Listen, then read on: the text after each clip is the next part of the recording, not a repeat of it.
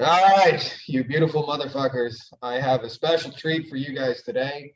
Brought in my man, Jeff J. Hunter. Those of you guys who recognize him, who follow me in the agency space too, you'll recognize him from VA Staffer. They're a seven-figure agency that basically has like a small Filipino army on his behalf of workers doing stuff and making business owners' life easier. Um, like myself, also kind of a little bit against the system and uh, using crypto as a tool to do that. And actually, one of the things I wanted to bring Jeff in here for first, by the way, welcome again, Jeff. Um, give these people a wave, show them how cool we are. So, anyways, Pretty cool. so Jeff is really changing lives with crypto and working on a number of really cool projects that I think you guys will find interesting. You know, one of the things that I thought was a really cool story and a place to start is, you know, Jeff was telling me one of his virtual assistants was making more money playing crypto games than he would ever make from any job like in his local area. I'd love if you could share on that story. And you told me now you got a whole bunch more of those that are coming. I have a bunch of those.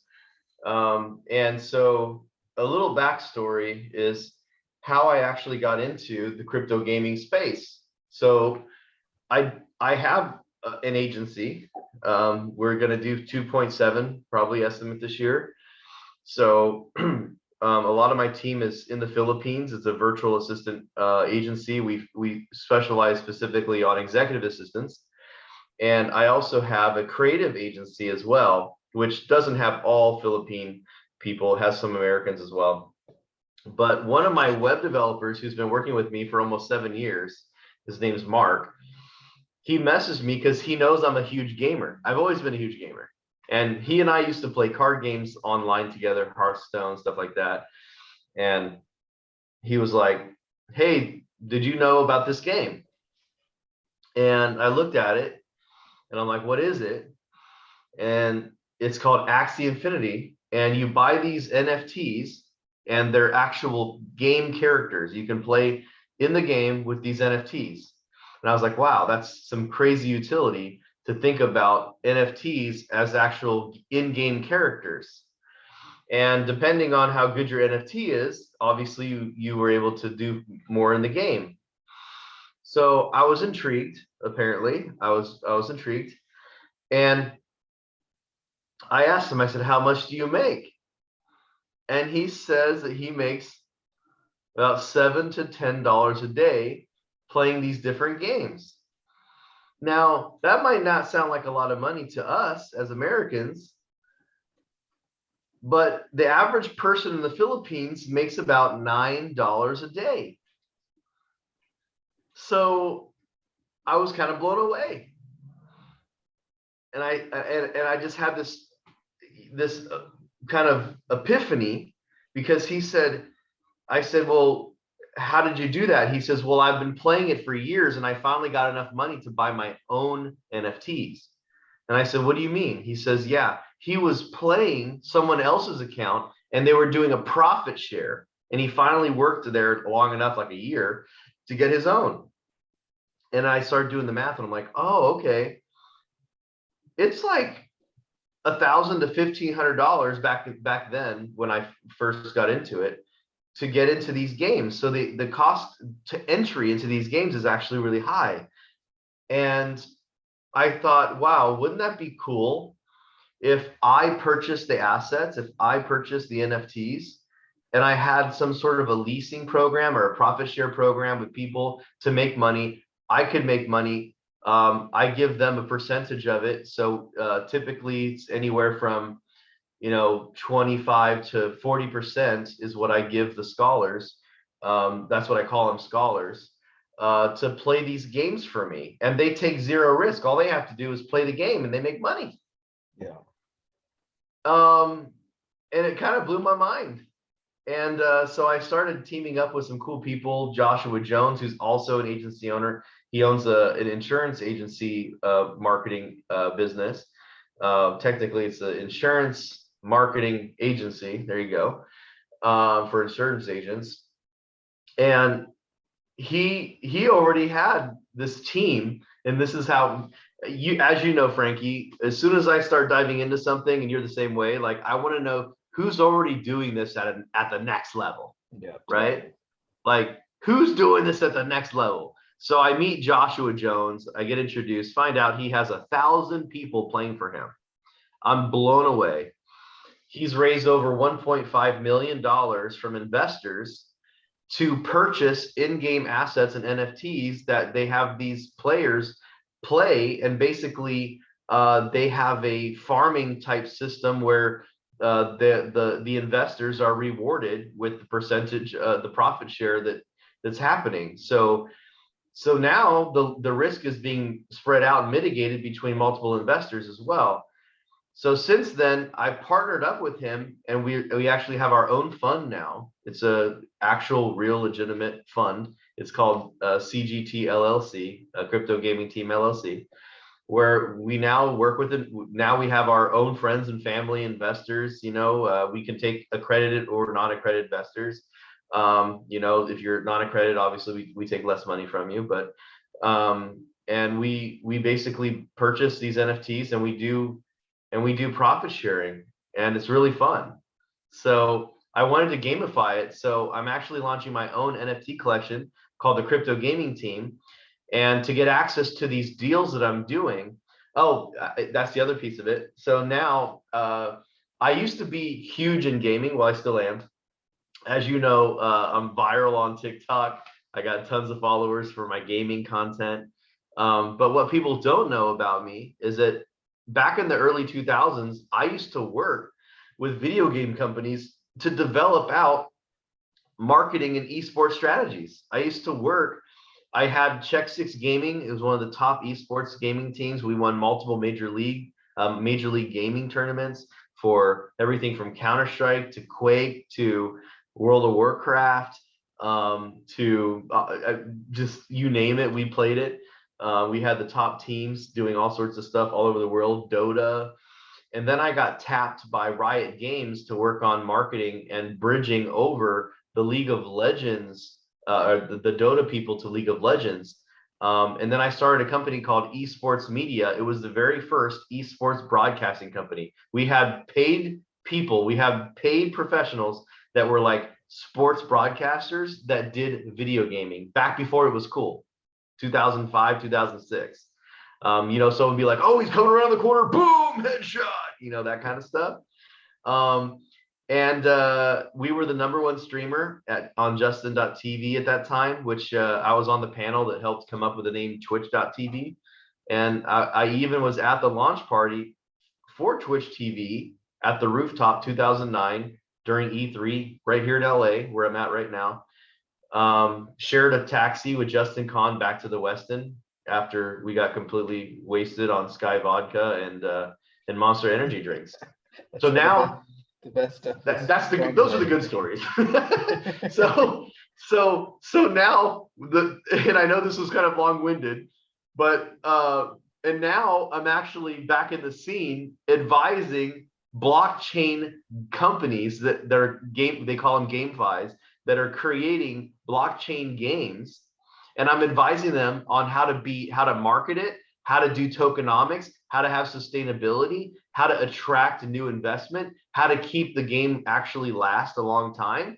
And right now I'm advising about 12 different blockchain projects, GameFis, on their tokenomics. And I also not only advise, but as part of my advisory, I say, hey, I want to come in, I will advise, and yes, I'll take a token allotment or whatever for my own payment instead of money, because I want to be fully invested in the companies that I'm working with. But I also negotiate a private round. So I go in there and I do a private round.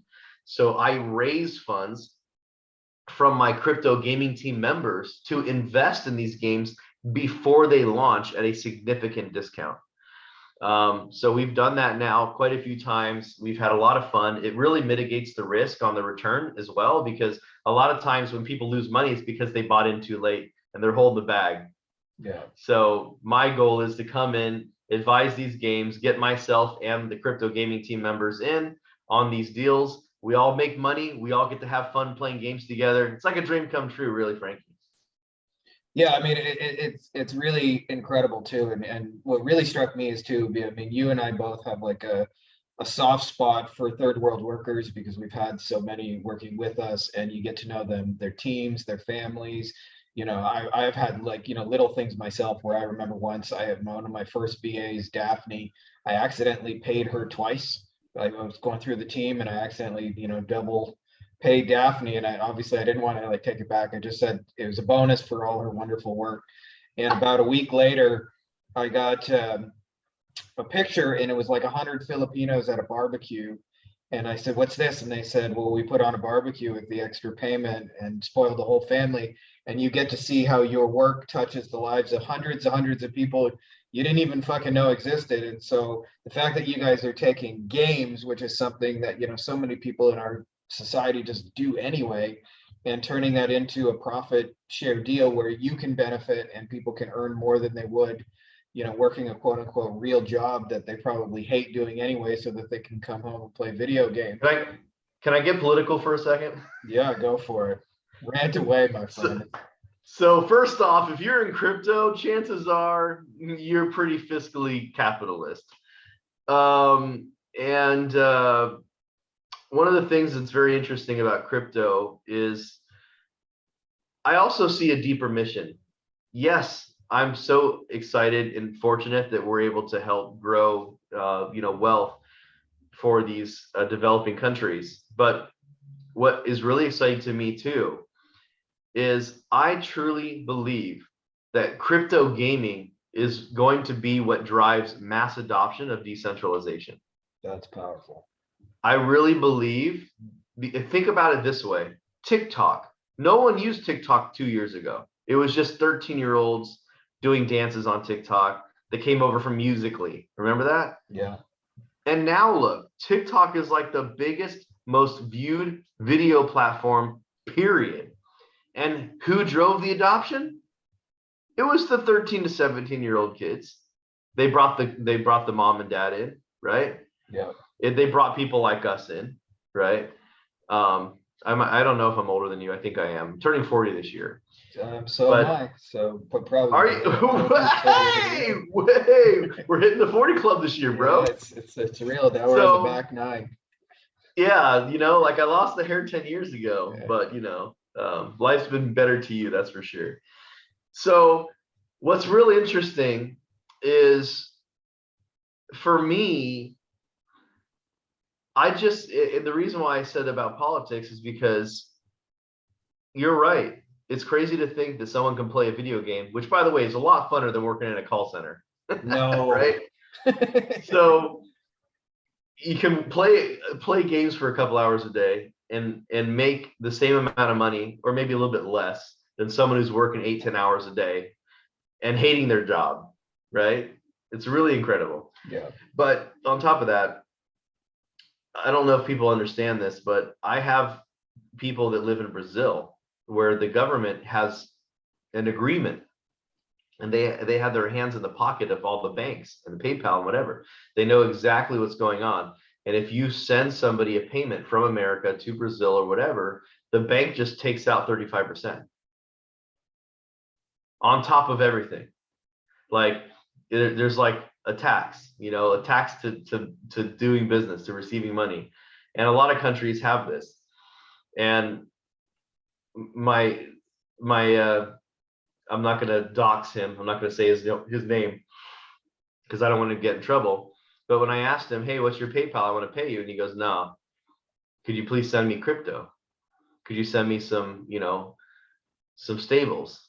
So I said, "Yeah, I guess I could."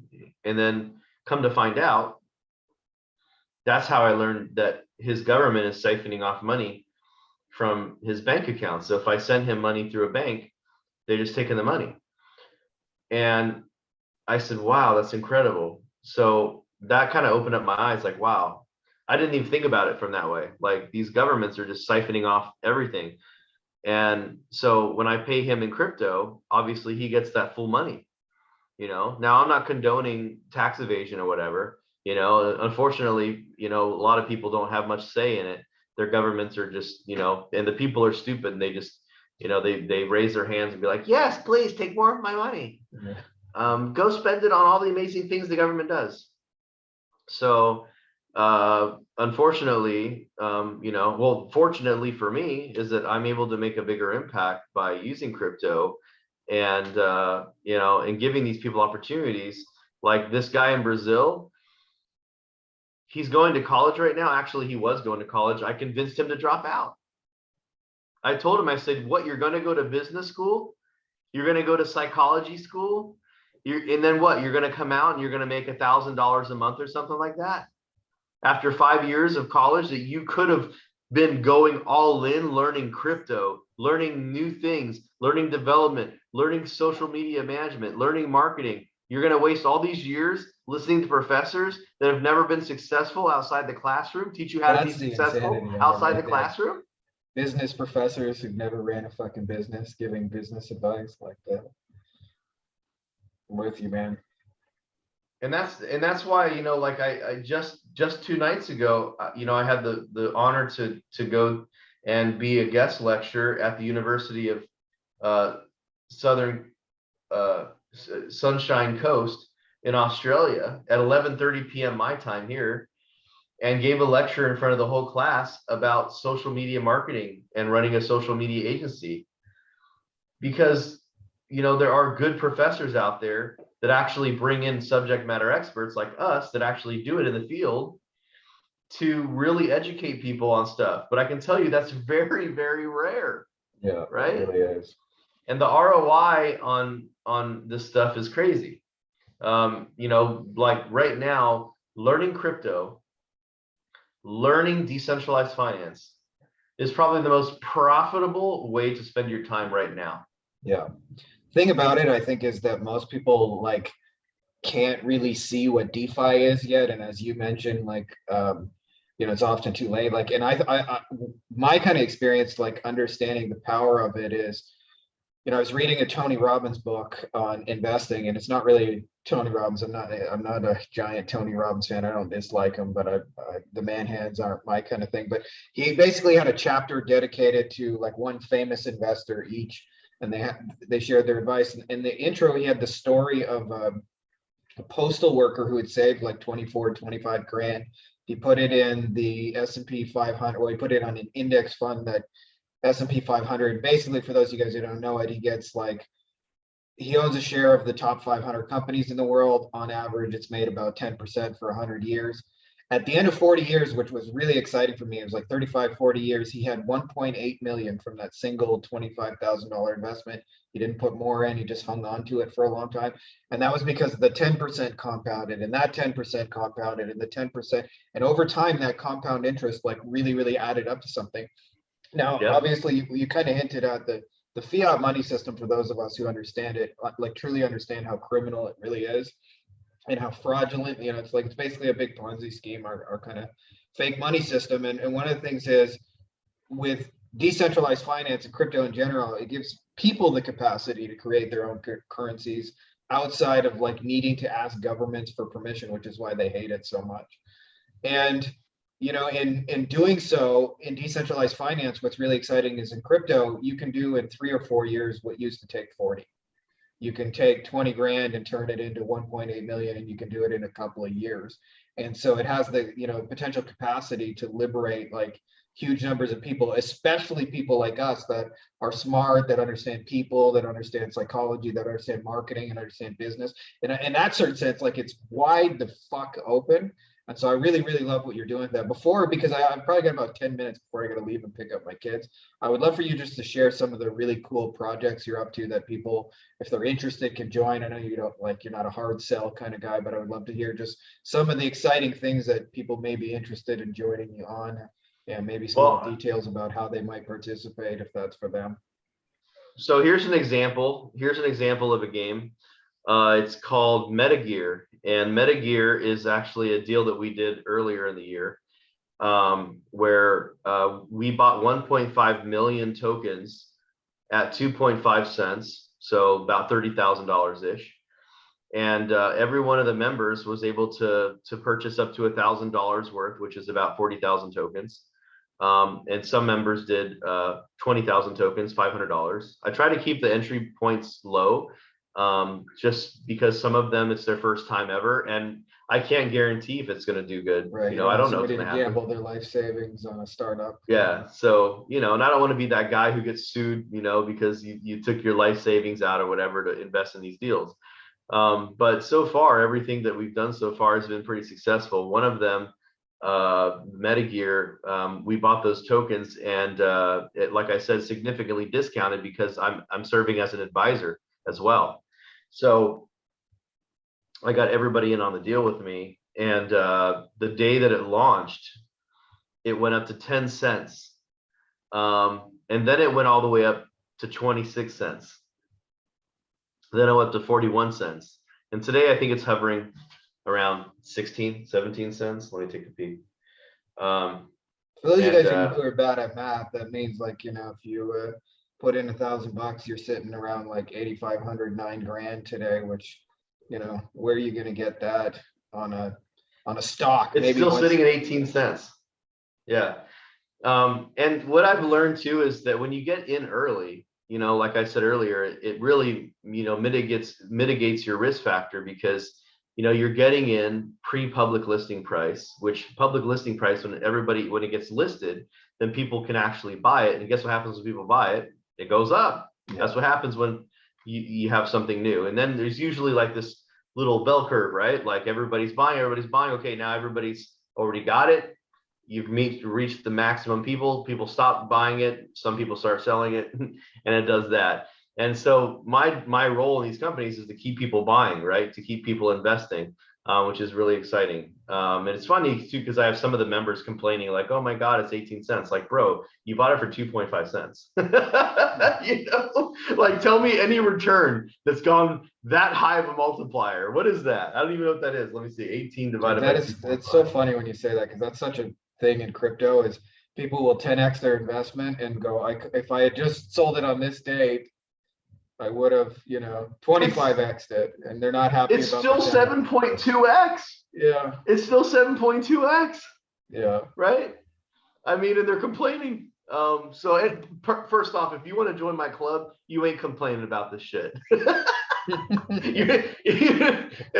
That's it. You know, like you're not going to win them all, you know. And by the way, 7.2, I mean, tell me how the stock market portfolio is doing. Not just you know? that, but like you talked about mitigating risk, which I think is such an important part of understanding how to even approach the crypto space.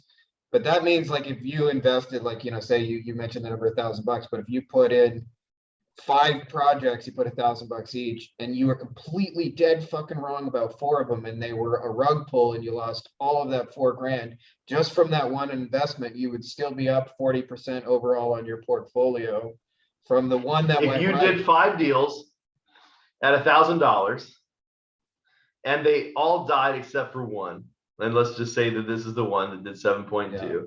You would still be It's $7,200 $1,000 divided times by that by 5 grand. 7.2. You'd still be up $2,200. Yeah.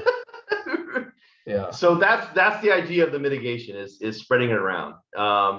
You know, another thing that I'm going to be doing inside the crypto gaming team is I have guest experts to come in. They talk about new DeFi stuff. One of the best plays I just posted about was called LooksRare. It's a competitor to OpenSea. Yeah. Their token price, their governance token, Looks token, it dropped all the way down to $1. And one of my good friends, Liam, who I'll introduce, he was like, Jeff, this is a crazy good opportunity at $1. Like they're doing really good sales volume. It's very competitive with OpenSea, and everybody who owns those tokens and they stake them, they earn a percentage of the processing fees on the platform in wrapped ETH. What type of DeFi protocol gives you wrapped ETH as a reward? Ethereum, right? For those of you guys, like, by the way, you know, what Jeff's talking about is like, it's sometimes even really hard to wrap your head around, but it's like, you're buying a token that itself has like real utility and real value. So, and he's getting it at a great price. So more than likely over time, because of that utility and people buying in, the token itself is going to go up in value. But he's saying you take it to another level and you also stake it, and you use that to earn compound rewards, and you're being paid another token, which itself has value. So you're getting like multiple value out of the same thing. It's hard to sometimes even like when you're first getting into So DeFi to really here's an wrap your easy way to brain break around. it down. LooksRare is a NFT marketplace. And when people sell their NFT, there's a processing fee. I think it's 3.5% or something. And that 3.5%, that processing fee doesn't go back to LooksRare. It's distributed to all the people who invest in the governance token. So the processing fees go back to the owners. This is the cool part about Web3. This is the ownership society where we are actually giving so much utility. And by the way, did I mention a 60% APY return on your LooksRare tokens? So if you bought 1,000 LooksRare tokens in 1 year, you will have 1,600 tokens. And it's compounding, just like you were saying earlier. So here's the beautiful thing. As you have more LooksRare tokens, you also get a higher percentage of the processing fees on the platform. So I bought, okay, this is a great place to end it, Frankie, because I know you got to go. But I'm going to show you my position right now. Okay, just so you guys know, I'm going to give you full disclaimer. This is blockchain, so you can verify everything by looking at my wallet address. I bought $2,500 worth of LooksRare tokens, $2,500 worth back when they were $1. Okay. And now I have 2,659 LooksRare tokens. So it's already gone up 159 tokens. And I bought these 35 days ago, by the way. And check this out. Right now, the LooksRare token is all the way up to $2.37. And I have about $300 worth of wrapped Ethereum that it's rewarded me in the last 35 days. And now my $2,500 worth of looks is worth 6,300. So anyway, I'm in the gaming space, and obviously the gaming space is filled with NFTs. So I look at the future of like how NFTs are going to be bought and sold as well. So everything that I do is kind of in that spectrum, from the crypto gaming and NFTs and leasing and marketplaces. So that's kind of where the majority of my investments go right now, mainly on Ethereum network, because Ethereum network is very game friendly. A lot of cool stuff's being built on it. And I'm really excited for all the layer 2 stuff. That'll be another show we do, Frankie. But all the layer 2 stuff coming out, like Arbitrum and Avalanche and all these other networks that I believe are really going to change the game, because the transaction fees are so expensive in gaming right now. Layer 2 is going to eliminate that cost and make it just cents, instead of right now you could be paying $7, $10, $20 for gas fees. And these layer 2s, you're looking at a couple cents. Yeah, it's unbelievable. My man, if people want to follow you, since I do got a role here, let's give them a way to find out more what you're up to. Dude, I just love your posts in general. Like there's a couple of people, very often do I come across somebody like I don't know them before their post, but I'm like, I want to talk to this motherfucker right here, and you're one of those dudes I just knew. Yeah, pull up my Facebook. They can add me on Facebook or LinkedIn or whatever. It's just Jeff, the letter J Hunter. LinkedIn is my friends. I will have to say my friends list is full on Facebook. So LinkedIn, Jeff J Hunter, or my Twitter, which I reluctantly am doing Twitter now because it's like crypto central. But yeah. my username on reluctantly doing Twitter after like 11 years. Oh man, I feel like I'm way too old for Twitter. Yeah. But Twitter, I'm just J, the letter J, Hunter 101.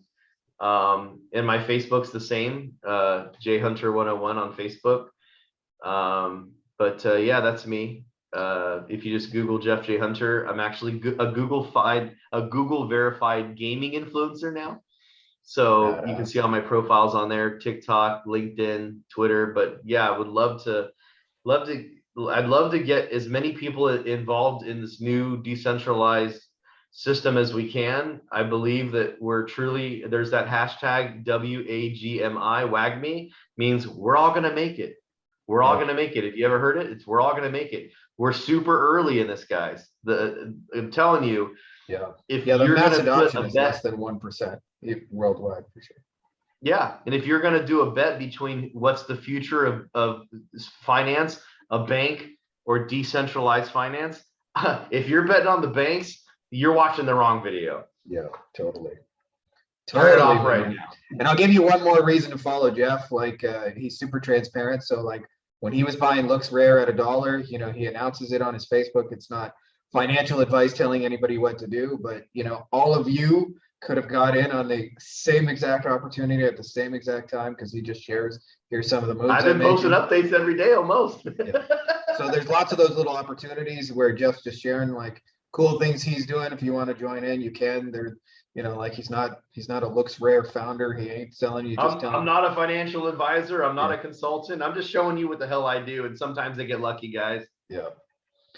All right, my man. I gotta go pick up my kids. Thank you again for doing this. You know, Thanks, I've got a little man crush on you already, so I appreciate you spending some time talking to our Hey, we're people. gonna enjoy the rest of this year turning 40. By the way, there were at least 3 different times. This is how you know it's been good because I've got 3 different notes in my notepad. I had to type some stuff into my phone while you were talking. I'm like, oh, I had to make a note of that, make a note of that. So you know it's got good shit when I'm like taking dictation. Closing thoughts here. You should not be worried when the market goes down. As a matter of fact, when the market goes down, that's a great opportunity to buy shit on sale. Yeah. Yeah. Warren Buffett says, be fearful when everyone else is greedy. When everyone else is fearful, that's when you need to, when there's blood in the streets, that's when you got to go out and start buying everything on sale. And by the way, never sell, because now with decentralized finance, you can just use your stuff as collateral and borrow. Yeah. So anyway, that's a whole nother show. But when you started to realize it with DeFi, like I said, most people haven't realized you can create endless compounding wealth for yourself. That it's hard to really fully wrap your head around that. So I'm excited that you're telling people and you can borrow against those things and buy more compounding wealth. It's really kind of mind blowing. It's the same as a house, man. As your value goes up, you can borrow from it. And by the way, I'm borrowing my crypto at 0.5% fixed rate. Where the hell can you get that in real life? Yeah, it's amazing. Can't get that from a bank. Yeah, and not only that, there's a big long approval process in crypto. It's like, you got the funds or not that you want to borrow? Trustless. Yeah. Probably one of the most important words of decentralized finance. Trustless, which means you don't have to ever worry about trusting a person because there is a smart contract that you know is going to actually be real and true and in the system forever. Yeah, and impartial. All right. Well, thanks for having me, Frankie. Yeah, always a pleasure, my man. Now we got to do more layer 2 stuff. I'll talk to Jeff to make it happen. Take care, guys. Bye, guys.